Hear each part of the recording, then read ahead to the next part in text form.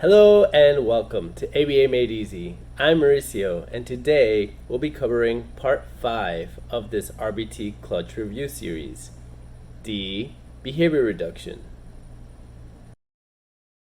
So I just want to give a huge thank you to everyone who's been subscribing lately. By the time you watch this, I've just surpassed 10,000 subscribers, which is crazy. I can't even imagine how many people that is. So it's really humbling, and thank you so much for all the support, watching the videos, liking, subscribing. It's been awesome. I'm glad to do this. Makes me very happy that so many people are interested in ABA therapy and that you're studying for the RBT exam and you're going to be a great registered behavior technician. So I also like that everyone's been commenting below and talking about their experiences with the exam and what to expect, and when they pass the exam, it's awesome. Welcome new people into the field. So that's awesome that you guys are all talking down there. I love that. But let's get into it. D1, identify essential components of a written behavior reduction plan.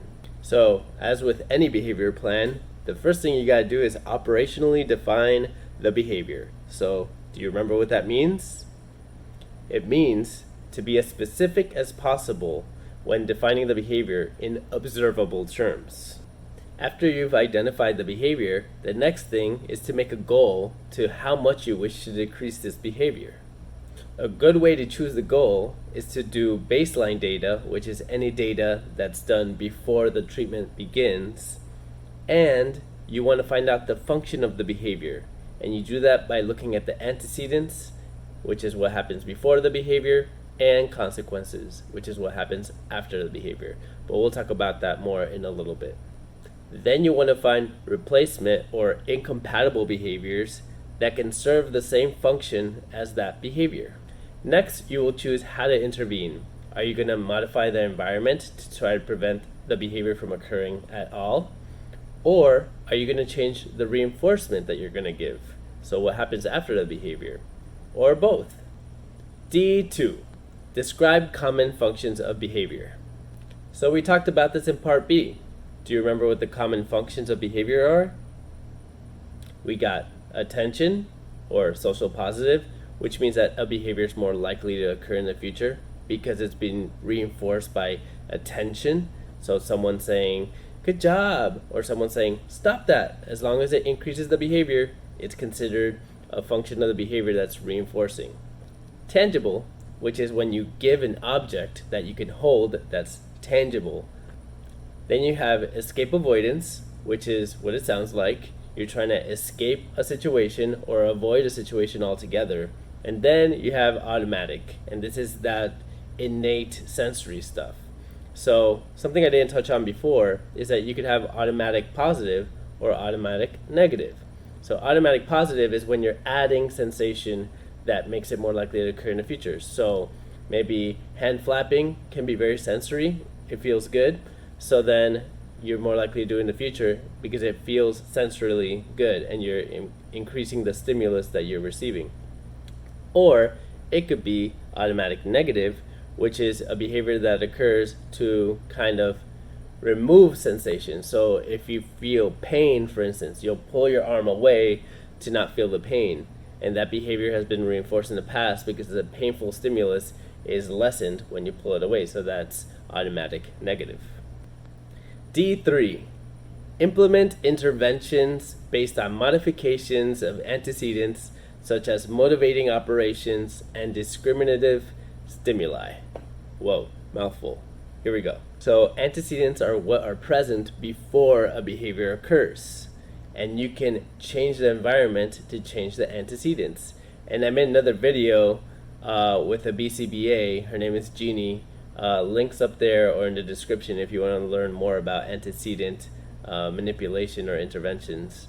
But basically, one of the examples we talked about is, let's say you go to the grocery store and there's a certain aisle that makes a child have a problem behavior of tantrums. An antecedent intervention can be giving an iPad to the kid right before going through the aisle because we anticipate the behavior is going to occur. So if they're distracted with the iPad, they're not going to throw a tantrum when going through the aisle. So that's an example of antecedent intervention, which is great because you're avoiding the behavior altogether. And another form of antecedent modification is changing the motivating operation, or MO. Okay, now bear with me. I'm going to talk about the technicalities, then I'll give you an example, and it'll all make sense. So MO, or motivating operations, think of it as the motivation. Okay, so you could modify the motivation to go up or down. So you have two types of MOs. You have EO and AO. EO is establishing operations, and it increases the chance of the stimulus causing a behavior to occur. And then AO is the opposite of EO. It's abolishing operations. And that's when you make the stimulus less likely to make the behavior occur. Okay? The easy way to remember that EO and AO are under the umbrella of MO is that EO and AO both start with vowels. Okay? So those are the opposites. And then they're under the umbrella of the MO. Okay. Now, before you click off this video, let me just explain with an example, and it'll make a lot more sense. Let's say the stimulus is the sight of food, and the behavior you're trying to change is eating the food. Okay? Now, if you just ate 200 pancakes right before seeing more food, what are the chances you're going to eat that food? Not very likely, right? That's abolishing operations. You made it less likely for the behavior to occur because you made the stimulus less likely to be reinforcing. You're so full, right? Establishing operations would be, let's say you didn't eat for 2 days. You're starving, right? And then you see food. You're much more likely to go after that food, okay? So the behavior of eating in the stimulus of the food, which is the same, changes because you changed what happens before then. You changed the motivating operations to either be establishing, which makes it more likely to occur, or abolishing, which makes it less likely to occur.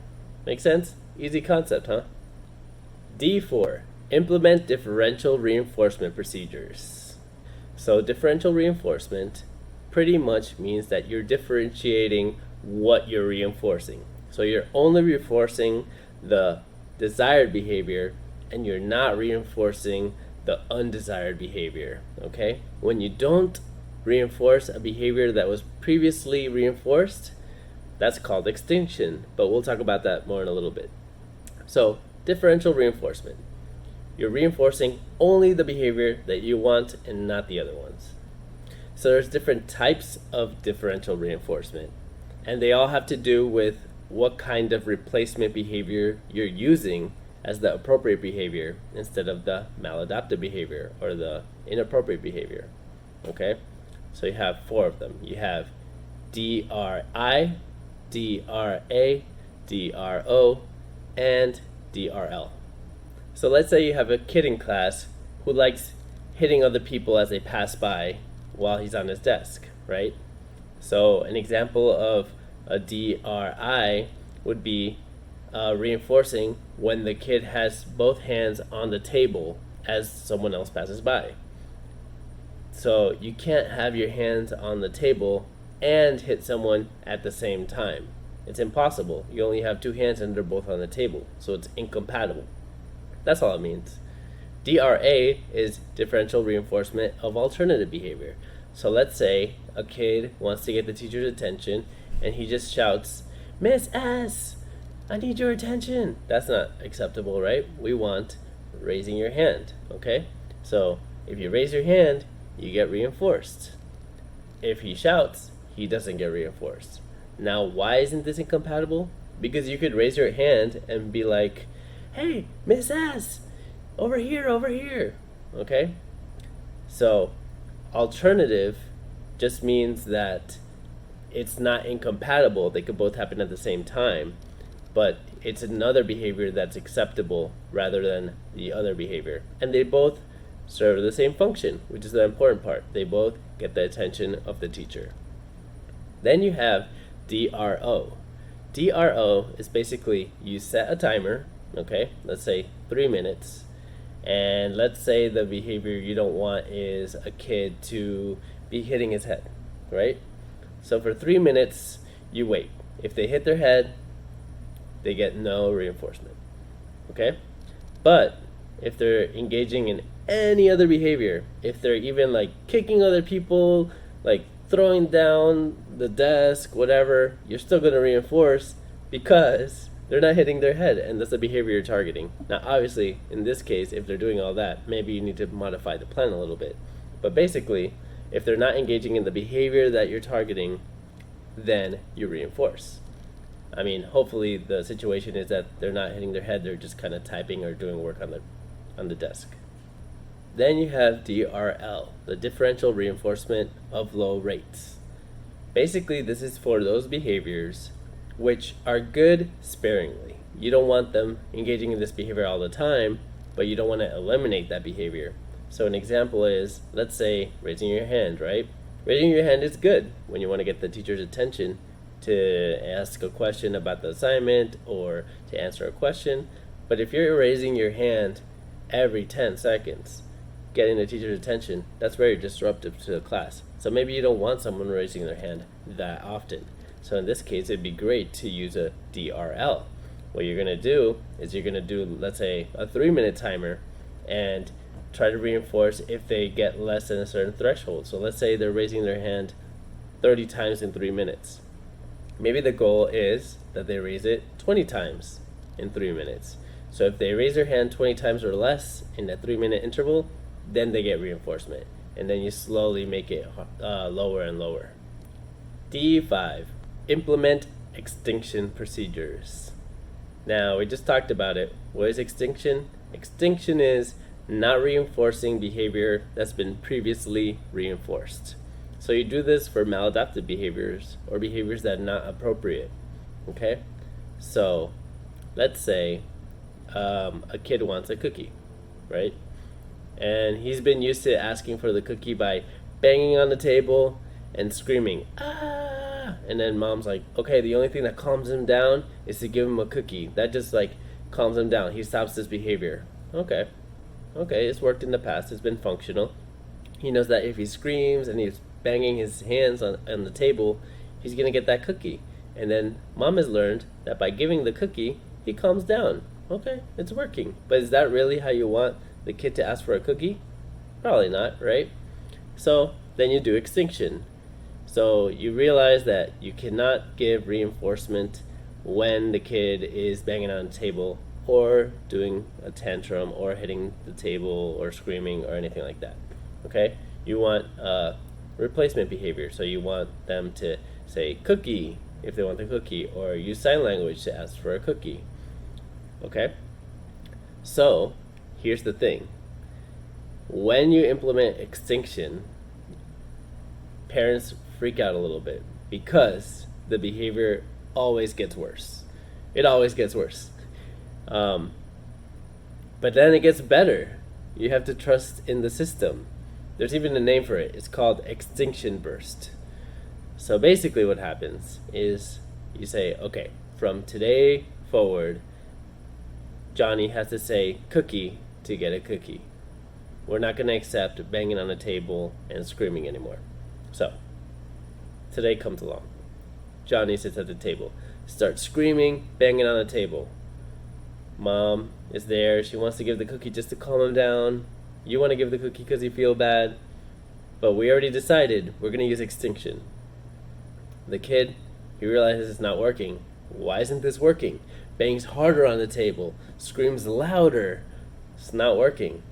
Okay, he's going to take it to the next level. He's going to start throwing things. Now people are like, whoa, is ABA even working? Like, this kid's getting worse. But you're persistent, because ABA therapists are super persistent. And then, guess what? The kid tries saying cookie, or you prompt the word cookie, and he says, cookie. And then you give him 10 cookies. Whoa! Now, shouldn't use cookies because we want to avoid diabetes, but you get the hint.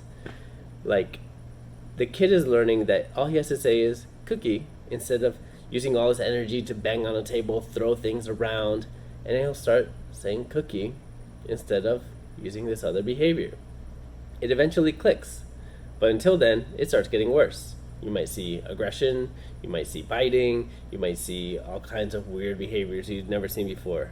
That's expected. It's called an extinction burst. Now, you keep doing this for a while. Johnny's asking for a cookie by saying cookie, which everything's going great. And then he's not tantruming or, screaming anymore. Then, let's say 1 month down the road, randomly, he starts hitting the table and screaming for a cookie. What? Why is he doing that? Do we reinforce? No. Okay? This is called a spontaneous recovery. It sometimes happens. Sometimes they got used to that old habit and they try it 1 or 2 more times just to see if it works, see if it's still functional. But it doesn't because you're consistent, and then it goes away for good. And that's extinction. D6. Implement crises/emergency procedures according to protocol. Okay, so some kids or some learners that you work with are a little aggressive, and they use physical violence to get their way or to communicate. Okay, and you don't want to get hurt, and you don't want the learner to get hurt, so we have to put in some protocols to try to avoid that from happening. We want everyone to be safe. So this exam just wants you to know that you have to take steps to avoid harm to yourself and the learner. So what kind of preventative steps can you take? So let's say if they're gonna try to pull your hair, you have long hair, okay? Tie your hair up. Stand up tall so that they can't reach it. Keep a safe distance. Those are all things you could do. Let's say you know that your learner likes to bite people, okay? Then you want to make sure you wear like thick clothing so the bites can't get through. Or if it's a severe case, you might have to wear some padding or arm guards to avoid getting hurt. And of course, just try to keep a safe distance. If they're known to throw objects, then make sure the objects aren't there. Or if there have to be objects, make sure there are no objects that would cause a lot of harm. Don't have a kitchen knife right there next to the learning area. If you're teaching them, kind of sit really close to them so they can't hurl something at you. You're right there to like block it if they're trying to catch something to throw at you. Or sit behind them and teach them from behind. All things you can do. If they try to punch you, just block. Don't give attention to it. Don't look at them. Just kind of block it and go away. Don't grab them. Don't fight back. That's not what you want to do. You just want to block what they're doing. Don't give attention to it. Don't reinforce it. And step back. Now sometimes some individuals, they engage in self-injurious behaviors. They bite themselves. They bang their head against the wall or against the floor. And that's hard to see. And you want to make sure that they're not hurting themselves. So in those cases, who cares about ABA? You want them to be safe, okay? You got to make sure to try to prevent things. So let's say it's a headbanger, right? You want to put a helmet on them or block them with your hand. Try not to reinforce the tension too much, but the priority is for them not to hurt themselves. And the final last resort, we only use this if they're really a danger to themselves, is restraints. And as soon as they don't need the restraints anymore, take them off, okay? We don't like restraints, but if it's necessary to protect the individual, we do it. And if you're ever in a session and you get hurt or the client gets hurt, it's important to tell your BCBA or BCABA what happened. You're required to, and that's what you need to know for the exam as well. You got through D. How's it feel to get through D? Reinforcement. Good job. You're almost done. Only E and F left. For those who have already taken the test and passed, congratulations. You guys are awesome. Thanks for watching these videos. And for those of you studying for this test, you guys got this, okay? You got this. I am curious to know how during this whole pandemic situation, I know some of you are taking it at home or rather than going to a testing center. So I'm really curious about your experience with all that. So if you could just comment down below how that went. How was it? Just, I'm curious. So if you found this video helpful at all, give it a like, subscribe if you haven't done so already, and I'll catch you in the next one.